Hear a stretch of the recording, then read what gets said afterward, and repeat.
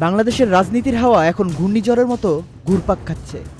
একদিকে সংলাপ, নির্বাচনের সময়সূচি নিয়ে অচল অবস্থা, অন্যদিকে দুর্নীতি, সহিংসতা, আইনের শাসনের সংকট।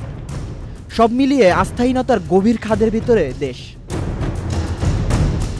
তবে জাতীয় দৈনিকগুলোর সম্পাদকীয় বিশেষ প্রতিবেদনের সারমর্ম বলছে, সমাধান রাজনৈতিক পথেই, যেখানে থাকবে সময়মতো গ্রহণযোগ্য নির্বাচন, শক্তিশালী প্রতিষ্ঠান, স্বচ্ছতা এবং তরুণদের অন্তর্ভুক্তি।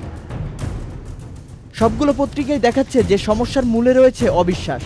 এক পক্ষ অন্য পক্ষকে মানতে চায় না, আর সেই অবিশ্বাসের কারণে নির্বাচনের তারিখ বা কাঠামো নিয়ে সমঝোতা বারবার আটকে যাচ্ছে। নির্বাচন যদি সময় মতো না হয় বা সবার কাছে গ্রহণযোগ্য না হয়, তাহলে অস্থিরতা আরও দীর্ঘায়িত হবে। তাই সমাধানের প্রথম শর্ত হলো একটি নির্দিষ্ট টাইমলাইন ঠিক করে নেওয়া এবং সেই অনুযায়ী নির্বাচন আয়োজন করা। অন্যদিকে নির্বাচন আয়োজন করলেই সব সমাধান হয়ে যাবে এমনটা নয়। নির্বাচন কমিশন, পুলিশ প্রশাসন কিংবা মাঠ পর্যায়ের আমলারা যদি নিরপেক্ষভাবে দায়িত্ব পালন না করেন, তাহলে নির্বাচনকে কেন্দ্র করে আবারও সহিংসতা দেখা দেবে।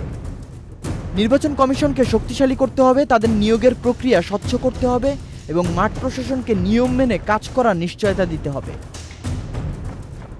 রাজনৈতিক সহিংসতা এবং মব জাস্টিসও এখন এক বড় সমস্যায় পরিণত হয়েছে। অনেক ক্ষেত্রেই দেখা যাচ্ছে বিচার ব্যবস্থায় আস্থা না থাকায় মানুষ নিজের হাতে আইন তুলে নিচ্ছে। বিশ্লেষকরা বলছেন, ন্যায় বিচার হতে হবে বিধিসম্মত প্রক্রিয়ায়। রাজনৈতিক মামলা হোক বা দুর্নীতির অভিযোগ, সবকিছু আদালতের নিয়ম মেনে দ্রুত তদন্ত, ফরেনসিক বিশ্লেষণ এবং প্রসিকিউশনের মধ্যে দিয়ে শেষ করতে হবে। দুর্নীতির প্রশ্নে ট্রান্সপারেন্সি ইন্টারন্যাশনাল বলছে, জুলাই পরবর্তী সময়েও দুর্নীতির প্রবণতা কমেনি, বরং আগের মতোই চলছে। যদি দুর্নীতি নিয়ন্ত্রণ করা না যায়, তাহলে রাজনৈতিক স্থিতিশীলতাও আসবে না। সমাধানের পথ হতে পারে শীর্ষ পর্যায়ের রাজনীতিকদের সম্পদ ঘোষণা বাধ্যতামূলক করা, সরকারি ক্রয়ে স্বচ্ছতা নিশ্চিত করা এবং দুর্নীতি দমন কমিশনকে প্রকৃত অর্থে স্বাধীনতা দেওয়া। অস্থিরতার আরেকটি বড় শিকার হলো তরুণ সমাজের হতাশা। সরকার ও রাজনৈতিক দলগুলো মুখে বলছে তরুণরাই ভবিষ্যতের রূপকার, কিন্তু বাস্তবে তাদের সিদ্ধান্ত গ্রহণের জায়গা দেওয়া হয় না। দলীয় মনোনয়ন বা নীতি নির্ধারণে তরুণদের অংশগ্রহণ কাঠামোগতভাবে নিশ্চিত করতে হবে। এতে রাজনৈতিক সংস্কৃতিতেও পরিবর্তন আসবে। আরেকটি গুরুত্বপূর্ণ বিষয় হলো গণমাধ্যমের স্বাধীনতা। যখন সংবাদ মাধ্যম স্বাধীনভাবে কাজ করতে পারে না, তখন আস্থার সংকট আরও গভীর হয়। তাই সম্পাদকীয়গুলোতে উঠে আসছে সাংবাদিকদের নিরাপদ পরিবেশ নিশ্চিত করা এবং তথ্য পাওয়ার অধিকার কার্যকরভাবে চালু রাখা এখন জরুরি। সমাধানের পথে একটি ঝুঁকিও রয়েছে। যদি সংলাপের সমঝোতা বিলম্বিত হয়, তাহলে নির্বাচন নিয়ে গ্রহণযোগ্যতা হারানোর ঝুঁকি তৈরি হবে।